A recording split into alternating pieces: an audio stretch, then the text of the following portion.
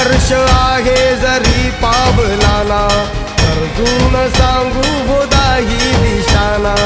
आयुष्य लावू हो आम्ही पणाला, आशा स्वप्न वेड्या तुझ्या लेकराला.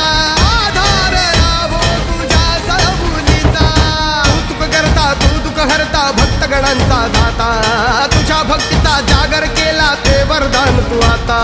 रूप निरखता भान हरपले सुंदर मंगल मूर्ती, नसा नसातून उधाणलेली आनंदाची भरती.